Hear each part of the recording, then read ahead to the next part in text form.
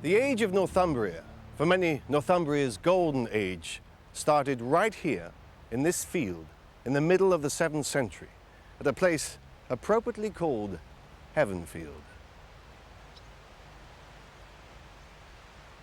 The year 634. King Oswald had left his island sanctuary, Christian sanctuary of Iona, to go back to Bamborough to reclaim his rightful throne. The trouble was, a price had to be paid. He had to fight a battle, and the stakes were pretty high. If he won, he became Brett Wilder, king of the English people of Britain. But to lose in 7th century Britain could mean only one thing: his own death. And so it was that Oswald, sword in hand and with his loyal band of thanes, left Bamborough and journeyed along the North Tyne Valley. Now, from the south, along the Roman way of Deer Street, came the great Welsh host of Cadwalla.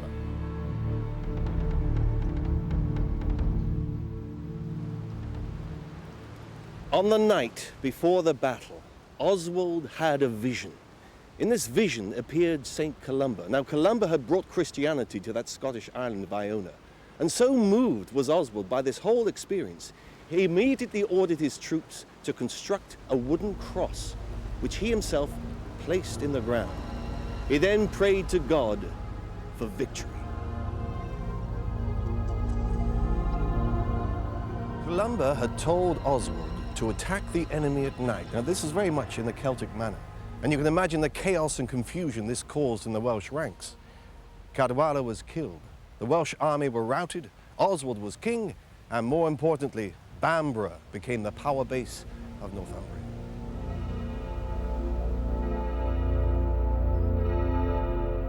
By securing the throne, Oswald was able to unite Bernicia with Deira to once again create the vast kingdom of Northumbria, controlled from Bamborough.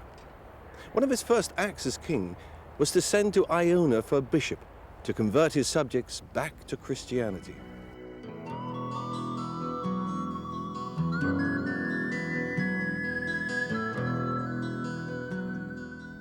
Now, the story goes that Iona sent 12 companions to Northumbria, led by a man called Corman. However, their mission turned into dismal failure. They returned back to Iona saying it couldn't be done. The English were an intractable people of stubborn and uncivilized manner. You can imagine how depressed all the monks felt when suddenly a lone voice spoke out. "Brother, it seems to me that you are being too severe with your ignorant hearers." That voice, Bede records for us, came from a man called Aidan, who not only volunteered himself to send another mission back to Northumbria, but by doing so, he enters our history books as the apostle to the English.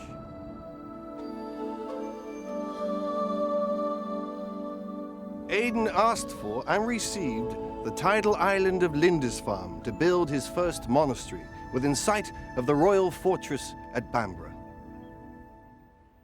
His choice of Lindisfarne was in keeping with the first rule of the Columban Church of Iona: be alone in a separate place near a chief city. Lindisfarne is still joined by a tarmac causeway to the mainland beside the traditional wooden line of the Pilgrim's Causeway, and twice a day Lindisfarne is still cut off completely by the tide. So what was the world Aidan walked into here in Northumbria in 635?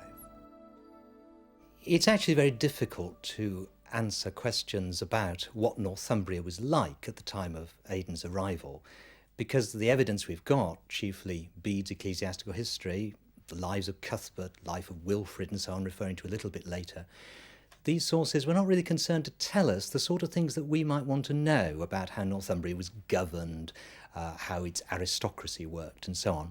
But we can pick up some indications, and those indications suggest that it really was quite a sophisticated kingdom. I think we're inclined to think that looking back into that distant period, we're looking at something very simple and something new. But all the evidence we've got suggests that that wasn't the case. Kings were absolutely central to Anglo-Saxon England. They were the key to everything.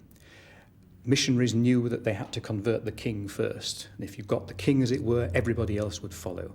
Because kings had rights over all the lands, everybody owed duty to the king. So the king was absolutely central to this sort of society. It's important, I think, when we think about Aidan settling on Lindisfarne, to take into account the geographical location of Lindisfarne. At one level, it is, of course, a very inaccessible island, separated by the tide from the Northumbrian coast. And we therefore tend to think of it as a very remote place, as in the present day, of course, it has been. But in the early 7th century, it was very far from remote. On the contrary, it sat at the very heart of the northern part of the Northumbrian kingdom.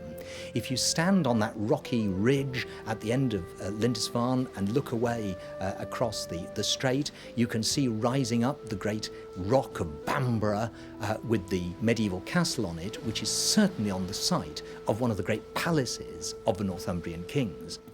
Moreover, we tend to think also in terms of road land transport, but it's perfectly clear that the Northumbrian kings possessed very considerable naval capability, which must mean that an island like Lindisfarne, far from being isolated in the way that we view it, may in fact, from the point of view of the Northumbrian kings, have been very accessible. And we should bear in mind that Lindisfarne has, of course, a very good natural harbour. And I always like to imagine that if I'd stood on the Heuch, that's that ridge at the end of Lindisfarne in the 630s or 640s, I might have looked one way towards the monastery that Aidan had founded, and perhaps the other way to royal ships lying at anchor in the haven of Lindisfarne. But what of Aidan the man? Well, history gives us very little description about Aidan the man, apart from the writings of Bede, which tells us he cultivated peace and love, self-discipline and humility. His heart had the mastery over anger and avarice, and was contemptuous of pride and vainglory. He spared no effort in carrying out and teaching the commands of heaven, and was diligent in his reading and keeping vigils. He showed the authority befitting a bishop in rebuking the proud and mighty, and was merciful in bringing comfort to the weak and relief and protection to the poor. For the modern pilgrim searching to know more about Aidan, does there remain a sense, a feeling as to who the man was? Aidan was evidently a leader. He inspired people who were prepared to go with him. He travelled hundreds of miles over Northumbria, taking the gospel with him. And I think that's an inspiration to the church today, to recognise again its calling to spread the gospel. The first word I would choose to describe Aidan really is wholehearted. Wholehearted in his dedication to the job. Obviously, he must have been brave, certainly strong, but apparently gentle, and very concerned about people, and very anxious that people should, in a way, be free to make their responses. He doesn't appear ever to have attempted to bulldoze anybody, to override them. Aidan came from the island of Iona on the west coast of Scotland, and it was urgent that they set up a school, a monastery and a mission station. So he spent the first 40 days in prayer. So that was the style of the man. And only after those days of prayer would they begin to clear the land and to build. One of the great legacies we owe Aidan is his vision as a teacher. Within 6 years of arriving here on Lindisfarne, he'd not only founded a school to teach the English boys who were later to run the church, but he'd set up monasteries as far apart as Melrose, Coldingham, and Hartlepool. The monastery ruins we see today on Lindisfarne date from a much later period than Aidan's time, and are that of the 12th and 13th century Benedictine monks from Durham Cathedral. But what is known of Aidan's monastery? We have no direct archaeological evidence about the appearance of Aidan's monastery in the 7th century, but we do know a certain amount about it from descriptions, from Bede principally, and also by analogy with the development of the site at Iona, where there has been some excavation. First of all, we would have expected its buildings to be timber and not stone, including the church itself, which we know was reconstructed in oak by Aidan's successor as bishop, Bishop Finnan, and to have a large open space somewhere in the centre of the monastery for the community to assemble, perhaps already marked with a cross. The buildings would have been largely individual cells, perhaps a monk sharing with a novice whom he was training, but perhaps also already some communal buildings and some sort of defining perimeter to the whole site. At Lindisfarne, of course, the topography defines at least three of the sides: the sea on the west, the harbour on the east, and the Heuch to the south. The northern limit, which is now lost to us, would presumably have been defined by a ditch and bank, a monastic vallum, which is a common feature of early sites of this kind.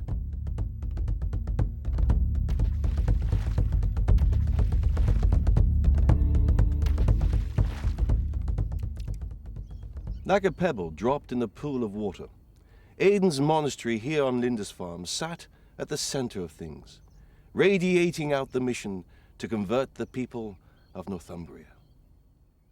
Of all the stories about Aidan, probably the one that speaks most clearly to me of just the sort of person that he was, speaks of him walking by preference, not going by horse, so that way if he met people he could engage naturally in conversation with them, whether they were going the same direction as him or presumably if they were coming the opposite way. If they were a Christian, then he would urge them to love God more and live more generously. And if they weren't, he would feel the absence of God's touch on that person's life and challenge them to believe and to be baptized. And I think that whole approach of looking at people and trying to understand where they're at and come alongside them with the love of God that's been experienced personally is just so much what Aidan's about and what we need to be about. Many people who know Lindisfarne describe it as a thin place, a place where heaven meets earth, a place of wonder where the simple Christianity of those early Celtic saints can still be found. A thin place, somewhere where heaven and earth, where the past and the present, where those who've already died and perhaps gone to God and ourselves are somehow very close to each other, where perhaps the lives and the prayers of those people are able to somehow still affect what happens now. So much so that you could almost reach out and touch through and the heavens are open and accessible to you. There's a legend that when Satan raised his giant battle axe against heaven's gates, God's shaft of lightning struck it from his hand. And then the flaming axe fell through the sky and landed in the North Sea, where it was transformed into the 1,000-acre Isle of Lindisfarne.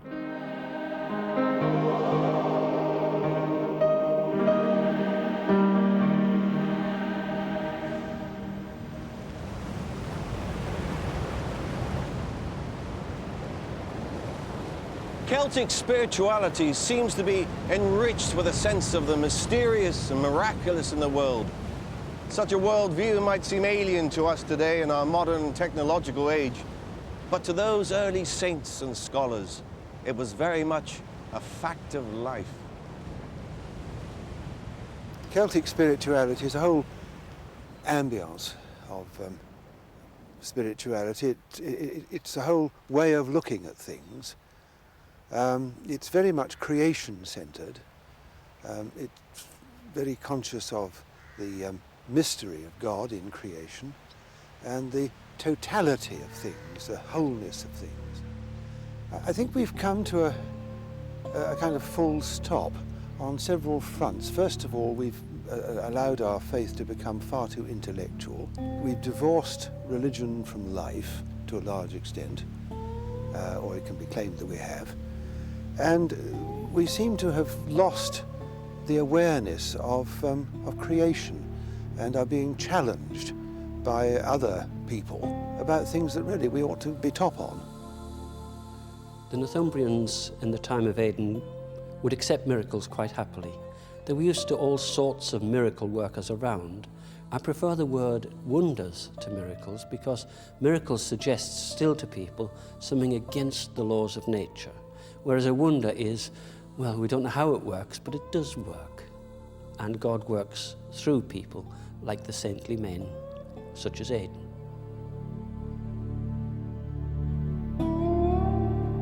Just off the coast of Northumbria is a small group of islands known as the Farnes. From time to time, Aidan would retreat to the inner Farne to be alone to offer devotional prayer to God. The island is still uninhabited, except by birds, National Trust wardens who monitor the birds, and the occasional visitor who risks the sea journey. Here on Inner Farne, one of the most famous miracles associated with Aidan occurred. King Oswald had finally been defeated in battle against the pagan Penda. Oswald's brother, Oswey, assumed the Bernician throne and soon entered into the fray against Penda. On one occasion, Penda's army had pushed so far north that they reached Bamborough and, unable to conquer it, decided to burn it down. So they ransacked all the surrounding villages, gathering the burnable material, which they then piled at the foot of the fortress. Seeing that the winds were favorable, they set it alight. Aidan was on retreat here on Inner Farne. When looking towards Bamborough, he saw the flames rising above the stockade. In desperation, he cried out aloud, "See, Lord, the evil Penda does!" With that, the wind suddenly changed direction. And instead of fanning the flames up against the castle wall, they blew back against Penda's own army, who fled in panic and confusion, leaving Bamborough very much intact. There are just 3 miracle stories associated with Aidan. One of them, which concerns the only recorded prayer of Aidan, shows us Aidan on the Farne Islands, looking across to Bamborough and seeing that the whole little wooden town, with his friends inside it, is about to be burnt to a cinder. And he is said to have raised his hands and said, "Lord, see what evil Penda is doing." Now this, I think, shows a remarkable relationship to God. He did obviously turn to God in that kind of catastrophe, but his prayer allowed even God to do what God chose to do. Some people might have danced up and down and waved their hands and shrieked and shouted. Aidan allowed God to make up his own mind. So Aidan's mission managed to succeed where earlier ones had failed. He survived the death of the king and managed to build on his own success, giving us a glimpse of the world he lived in nearly 1,500 years ago and an idea of the nature of the man. But what relevance does Aidan have for us today? I think there's all kinds of things that the spirituality of the Celts have to say that are relevant now. And Celtic Christianity managed to somehow embrace some of those emphases and find a home for them within the Christian gospel. One of those things would be just the sense that matter matters. It isn't something that's bad, something that we need to fight against, that our bodies were given us to live through, to enjoy through, and that they're very much part of us. It's not like there's a spiritual bit and then there's the physical bit somehow tagged on as a weight. Also the sense that everything is somehow intertwined and one thing affects another. If you think of a lot of the old Celtic interlacing, it always goes in without any ends. They always lead back to each other. And the sense that life in that sense is eternal. It has no end. It goes on, and in some ways God has to embrace the totality of our life.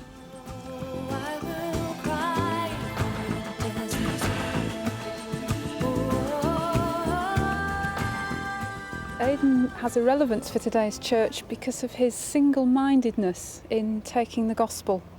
He had this commitment to bringing light into dark places, and it didn't matter who he was talking to, whether it was a king or whether it was a peasant. He gave them the same kind of attention. He valued them equally. They were all important to him. I think we must be careful not to attempt to make a very quick leap back into the past and assume that they have the answers to modern problems. They lived in their century and we have to live in ours. But by knowing something about them, we get at least the chance to stand outside our own time and perhaps criticise our own commitment to Christ and to the faith, and learn a little bit of wholeheartedness perhaps, and see whether we can apply that wholeheartedness to our own problems in the way that they did to theirs. But I would say that by being on the island, I feel incredibly close to Aidan. That's the sort of thing like saying, I saw the ghost of my granny. You know, it sounds ridiculous when you start trying to put something like that into words. And yet, I would say that in some way, the spirit, the heart of what Aidan was about has still permeated this whole place and is somehow tangible and certainly able to inspire us by example. It almost feels like it's a blank check of prayers that have already been prayed that are waiting to be cashed in on. At the end of August 651 AD, Aidan was once more out amongst the people when suddenly he took very ill, here at the church at Bamborough. The monks, having nowhere else to put him, hastily erected a tent and propped him up against an old wooden buttress. That night, Aidan died. Aidan comes before 664, that's the Synod of Whitby, when we became one with the church in Europe. And because he's a Celt, he was put down, whereas Cuthbert was elevated, literally so as far as Cuthbert's concerned. So it meant that Aidan was forgotten at the expense of elevating people like Cuthbert. York tradition ignores Aidan totally. They'll talk about many of the other early saints, but all that early Aidanic mission gets wiped out of the York record. So it's on Bede largely that we rely for our knowledge of Aidan. But Bede has to handle him very carefully indeed. Aidan, I think, to the end was a foreigner, and apparently a quieter man, although a very strong man, beavering away at the job. And no doubt Bede did not have access to anything like such good sources for Aidan as he had for Cuthbert. This is the very spot where Aidan died. Twice that little wooden church burnt down, but not everything was destroyed. That old wooden buttress against which Aidan died miraculously survived both fires and was later incorporated into the new stone church. This beam, which serves no architectural function, is said to be that same wooden buttress upon which the saint died, giving praise to God.